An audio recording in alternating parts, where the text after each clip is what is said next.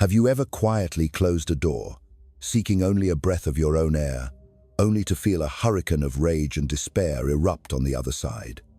Have you ever chosen silence, not as a weapon, but as a sanctuary, only to be accused of inflicting a wound so deep it brings another to their knees? The great spiritual cartographer Carl Gustav Jung once observed, "People will do anything, no matter how absurd, to avoid facing their own soul."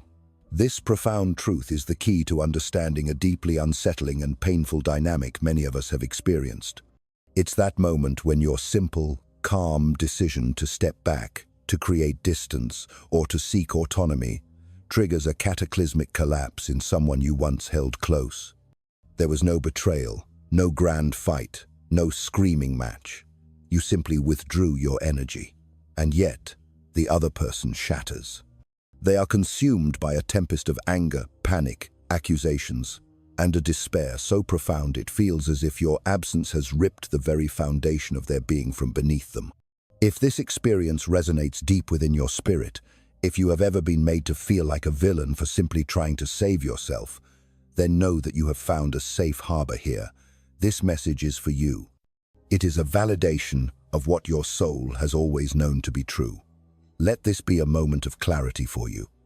If you feel the truth in these words stirring within you, let us know by liking this video, subscribing for more guidance on your journey, and sharing in the comments if you've ever felt this unspoken weight. Your story matters, and by sharing, you affirm for others, "I'm not alone. I'm not crazy." Let's venture deeper into this mystery, for the explanation is not found in the rational world of cause and effect. It resides in the unseen, energetic realms of the psyche. It is a psychic phenomenon. The divine wisdom of Carl Jung teaches us that in many of our most intense bonds, especially those forged in the fires of unconscious needs, we are not truly seen as individuals. Instead, we become a symbol, a projection from the other's inner world. The other person, often without any conscious awareness, mentally and energetically shapes you to occupy a very specific and crucial role within their own emotional architecture. You cease to be a person and become a function.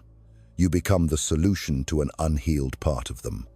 You become the archetypal mother they never had, the one who nurtures their inner child and makes them feel unconditionally safe. You become the protective father, the strong shield against a world they perceive as hostile and unforgiving. You might become the perfect mirror, the one whose gaze validates their very existence and tells them they are worthy, that they are seen. You become the fundamental support, the silent pillar that keeps their entire inner world from collapsing into chaos. You become precisely what their soul is yearning for, what their unhealed wounds desperately need. This is an immense, unspoken responsibility placed upon your spirit without your consent. And that is the sacred truth of why, when you finally decide to leave, when you reclaim your energy and step out of that role, what collapses is not merely the relationship. What shatters is the illusion they built upon you. The unconscious support system you represented is suddenly ripped away, and the entire fragile structure of their psyche comes crashing down. You were not just you.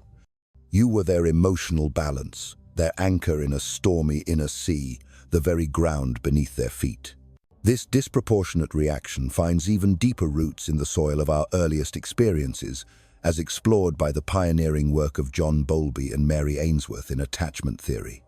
Their research illuminates a profound truth. Many souls navigate this world building emotional bonds that are permanently marked by a constant, agonizing fear of abandonment. For those with what is known as an anxious attachment style, life is lived on high alert. Their spiritual armor is thin, and their inner world is in a constant state of vigilance, always scanning the horizon for the first sign of a storm, the first hint of being left alone. For them, your presence is not simply a source of joy or companionship. It is synonymous with stability itself. It is the divine medicine that soothes their inner turmoil. Your predictability, your constant availability, is what prevents the raging waters of their anxiety from overflowing and drowning them. You become their regulator, the external force that brings a semblance of peace to their chaotic inner landscape. So, when you break this pattern, When you introduce a change in the frequency of your connection, what shatters is not just the affection they felt for you. It is the very structure that contained their emotional chaos. The dam breaks, and all the fear they have suppressed for years comes rushing to the surface. Your decision to seek your own space is perceived not as a healthy act of self-care, but as a direct threat to their survival. It is an act of profound abandonment that confirms their deepest, most terrifying belief, that they are ultimately alone and unworthy of consistent love. The pain they express is real, a visceral agony that echoes from the unhealed wounds of their childhood.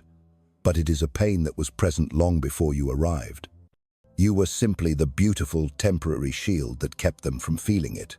The psychologist Margaret Mahler described this devastating experience as a forced birth. This powerful metaphor helps us grasp the sheer trauma of the event. To understand this, we must first understand the concept of psychological birth. For Mahler, a human being's psychological birth is a journey, not a single event. While our biological birth happens in a moment, our emergence as a separate, individuated self is a gradual process. In the first months of life, a child lives in a state of symbiotic fusion with the mother. There is no I and other. There is only a single, undifferentiated field of existence. The child does not perceive itself as a separate being. The presence of the mother is the very continuity of its own existence. This state of fusion is natural and necessary at the beginning of life, but for a healthy identity to form, it needs to be gradually and gently broken. Through a healthy separation-individuation process, we learn that we can be separate from our caregiver and still be safe, that we can be alone and still be whole. The problem is that for many, due to early traumas, insecure attachments, or inconsistent caregivers, this breaking of the symbiotic bond never happens as it should. The process is interrupted, distorted, or left painfully incomplete.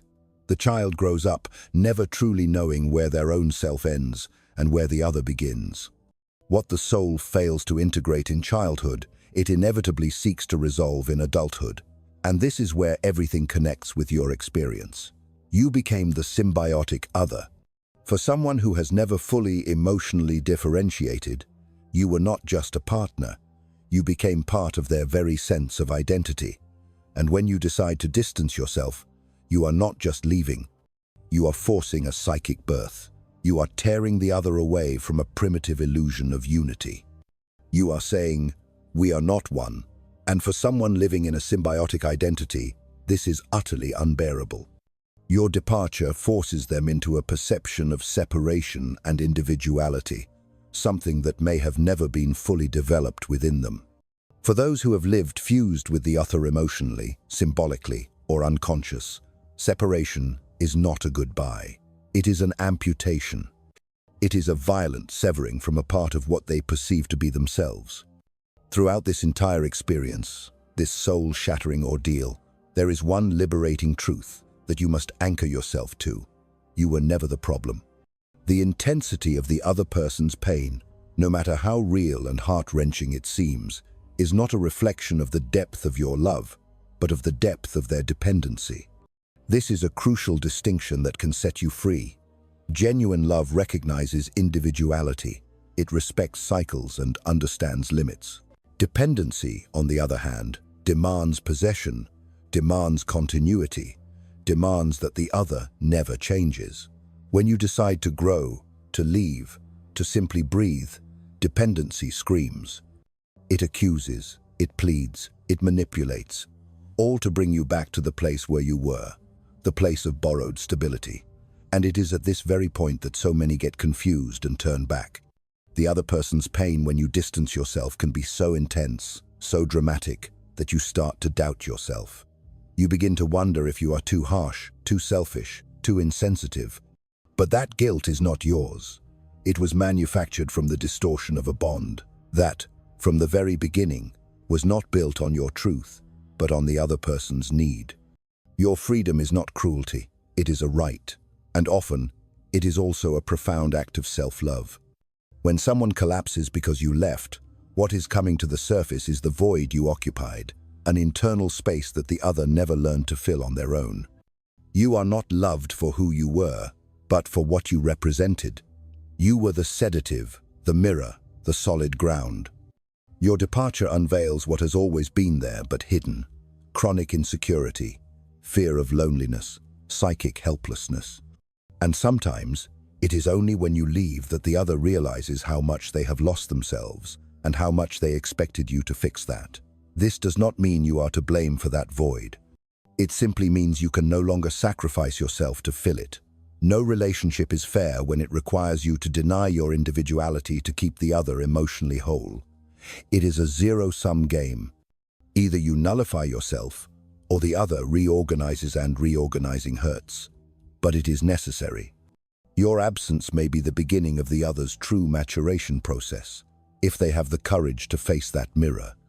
And it is precisely about this mirror that we must speak next, because the collapse the other experiences upon losing you is not just an emotional crisis.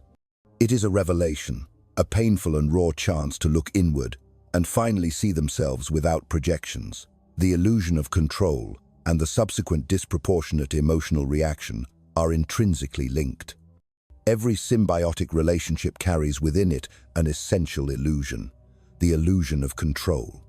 This isn't necessarily a conscious, manipulative control, but a deep, unconscious fantasy that the other belongs to us, that they owe us something fundamental for our own survival: their time, their presence, their predictability, their unconditional emotional loyalty. But what lies behind this fantasy of belonging is an unconscious attempt to control one's own inner state by controlling the external world. The other person becomes the primary tool for emotional regulation. And when you start to distance yourself, when you begin to set boundaries, when you start to say no, it is this invisible system of control that begins to crumble. People who live in these symbiotic relationships, or are marked by anxious attachment, often have not learned to self-regulate. Their emotional thermostat is, in a sense, located outside of themselves. It is located in you. They depend on you to maintain an appearance of emotional stability. And when that other you decides to deviate from the script, to break the predictability, to seek their own individuality, the psyche of these people interprets the gesture not just as a change, but as a betrayal. It's perceived as abandonment, a form of destruction. That is why the reaction to your autonomy often seems so wildly disproportionate. Your absence is not understood as your right, but as a personal attack, as if by distancing yourself, you are deliberately causing them pain. And here, a dangerous pattern manifests: the need to restore control at any cost. This can happen directly through demands, accusations, emotional blackmail, or in a more subtle, insidious way, with manipulative silences, strategic victimhood, and moral inversions, where you are accused of selfishness for simply wanting to preserve yourself. The anger that arises is not about you. It is about what you represent, the breaking of an unspoken psychic pact. It is the breaking of the illusion that you would always be there, available, constant, predictable. Carl Jung warns us that where power reigns, love is absent. And in this type of relationship, power, in the form of emotional control, takes the place of freedom. Love becomes a tool of control. Care turns into manipulation. The bond ceases to be a meeting between two whole sovereign beings and transforms into an emotional prison where only one can truly breathe at a time. This dynamic is, in its essence, a form of emotional colonization. The other is not truly interested in who you are, but in what you do for them, in the symbolic place you occupy in their inner world. And, like every colony that decides to liberate itself, your autonomy will be treated as a threat, not as an evolution. Because while you were predictable, you were useful. But now that you are aware, now that you want to leave, now that you have chosen freedom, you become dangerous. It is at this moment that many turn back. They feel the guilt. They allow themselves to be captured by the pain of the other. They give up their own divine independence to avoid hurting anyone else. But it is so important to understand this. The other is not hurt by you. They are hurt by the loss of control, because they do not know who they are without your presence as an emotional crutch. And you cannot, you must not, continue to nullify your own soul to sustain a structure that should be the other's responsibility to build. In the next part of our journey together, we will delve deeper into this truth. We will talk about the void, the existential hole that opens when the mirror you held up disappears, and why, deep down, this collapse was never truly about you. If what you're hearing resonates with your journey, you will find real, practical value in my ebook, Beyond the Shadow. It breaks down Jung's core ideas like the ego, the persona, the self, archetypes, and the unconscious, and gives you tangible tools and exercises to understand yourself more deeply, to integrate your own shadow, and to walk the path of individuation with courage and clarity. Start your journey now. The link is in the pinned comment. There comes a point when you need to face one of the most liberating and, at the same time, most painful truths about certain relationships. The problem was never you. The intensity of the other person's pain, no matter how real it seems, is not a reflection of the depth of love, but of the depth of dependency. And this is a crucial distinction. Genuine love recognizes individuality, respects cycles, and understands limits. Dependency, on the other hand, demands possession, demands continuity, demands that the other never changes. When you decide to grow, to leave, to breathe, dependency screams. It accuses, pleads, manipulates, all to bring you back to the place where you were the place of borrowed stability. The other person's pain when you distance yourself can be so intense, so dramatic, that you start to doubt yourself. You begin to wonder if you are too harsh, selfish, or insensitive. But that guilt is not yours. It was manufactured from the distortion of a bond that from the beginning was not built on your truth, but on the other person's need. Your freedom is not cruelty. It is a right. And often it is also an act of self-love. When someone collapses because you left, what is coming to the surface is the void you occupied, an internal space that the other never learned to fill on their own. You are not loved for who you were, but for what you represented. You were the sedative, the mirror, the solid ground. Your departure unveils what has always been there but hidden. Chronic insecurity, fear of loneliness, psychic helplessness. And sometimes it is only when you leave that the other realizes how much they have lost themselves and how much they expected you to fix that. This does not mean you are to blame for that void. It simply means you can no longer sacrifice yourself to fill it. No relationship is fair when it requires you to deny your individuality to keep the other emotionally whole. It is a zero-sum game. Either you nullify yourself, or the other reorganizes, and reorganizing hurts. But it is necessary. Your absence may be the beginning of the other's true maturation process if they have the courage to face that mirror. The collapse the other experiences upon losing you is not just an emotional crisis. It is a revelation, a painful and raw chance to look inward and finally see themselves without projections. In the next part, we will discuss the process of individuation. According to Jung, emotional freedom is not a privilege, but an essential step to becoming who you are meant to be. The price of autonomy is freedom and projected guilt. Being free has a price, and it's not small. Because when you decide to become whole, when you choose to withdraw from relationships that trap you in symbolic roles, when you start to say, "I am not what you need me to be," you awaken in the other not only frustration, but fury, despair, and above all, the projection of guilt. You become accused of abandonment, coldness, insensitivity. But all of this is the other's desperate attempt to keep alive an illusion. The illusion that you were responsible for the stability they never built within themselves. The decision to break away from symbiotic ties is one of the most courageous acts someone can commit, because it requires not only strength to leave, but resilience not to return. Resilience to guilt, resilience to manipulation, resilience to the emotional appeal of someone who, consciously or not, will do everything to restore the symbiosis you broke. And this is where most give up. They backtrack. They negotiate their autonomy for superficial peace. But the truth is that this peace doesn't last, because it's not based on mutual respect, but on emotional control.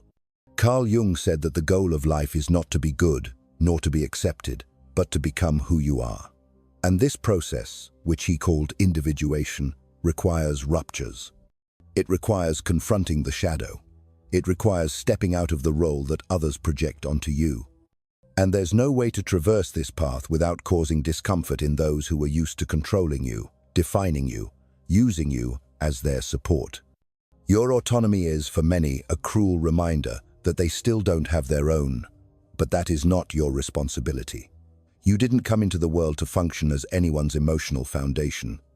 You weren't born to be the ground for people who refuse to learn to walk on their own. Your mission is different, to discover who you are beneath all the masks, roles, and expectations. It is to live the truth of your soul, even if it displeases, even if it breaks the bonds, because the ties that do not survive your truth were never love. They were a contract, and contracts can and should be broken when they cost your integrity. If this video made you think, if you saw yourself in any of these dynamics, felt that tightness in your chest for recognizing a story that is or was yours, then write in the comments, "I choose to be whole." Say this to yourself. Declare this decision not to the world, but to the part of you that still feels guilty for stepping away. This choice can be the first step of a profound transformation. And don't stop here. The next video may bring an important reflection. It continues this journey. It deepens this rupture. Keep watching. Because those who are awake do not go back to sleep.